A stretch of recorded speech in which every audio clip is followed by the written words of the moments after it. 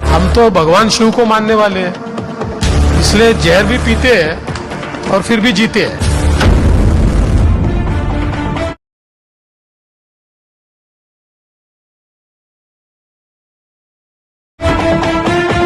मी देवेंद्र गंगाधरराव फडणवीस ईश्वर साक्ष शपथ घेतो की मी महाराष्ट्र राज्याचा मुख्यमंत्री म्हणून माझी कामे निष्ठापूर्वक व शुद्ध बुद्धीने पार पाडीन। मी देवेंद्र गंगाधरराव फडणवीस ईश्वर साक्ष शपथ घेतो की मी महाराष्ट्र राज्याचा उपमुख्यमंत्री म्हणून माझी कामे निष्ठापूर्वक व शुद्ध बुद्धीने पार पाडीन। अमित शाह यांचं ट्वीट आलेलं आहे, अतिशय बोलकं ट्वीट आहे। भाजपा अध्यक्ष श्री जेपी नड्डा जी के कहने पर ही श्री देवेंद्र फडणवीस जी ने बड़ा मन दिखाते हुए महाराष्ट्र राज्य और जनता के हित में सरकार में शामिल होने का निर्णय लिया है।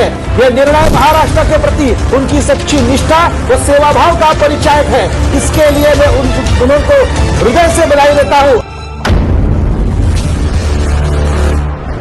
सभागृहाला आणि महाराष्ट्राला मराठा समाजाच्या संदर्भात मी काय केलं नीट माहिती आहे। मराठा समाजाला मी आरक्षण दिलं या सभागृहाने दिलं, मी मुख्यमंत्री होतो, ते हायकोर्टात टिकवलं, जोपर्यंत मुख्यमंत्री होते सुप्रीम कोर्टात टिकवलं। त्या ठिकाणी सारखी संस्था सुरू करणं असेल, अण्णासाहेब पाटील आर्थिक विकास महामंडळाच्या माध्यमातून त्या ठिकाणी कर्ज देणं असेल, या सगळ्या योजना त्या काळामध्ये आपण सुरू केल्या। देवेंद्र फडणवीस मी तुला नाही आणू शकत, तुम्हाला बाकीच्यांसारखं समजू नको। तू ब्राह्मणी कावा करायला जाशील, बाकीच्या ब्राह्मणाला काय नाही करणार, तुला सुट्टी नाही, तुला आयुष्यातून उठून पर्यंत।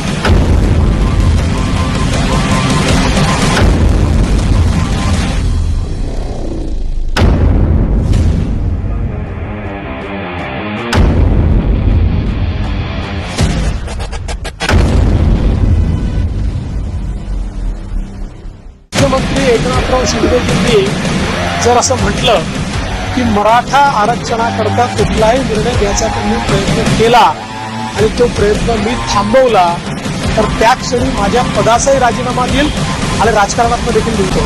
हम तो भगवान शिव को मानने वाले हैं, इसलिए जहर भी पीते हैं और फिर भी जीते हैं।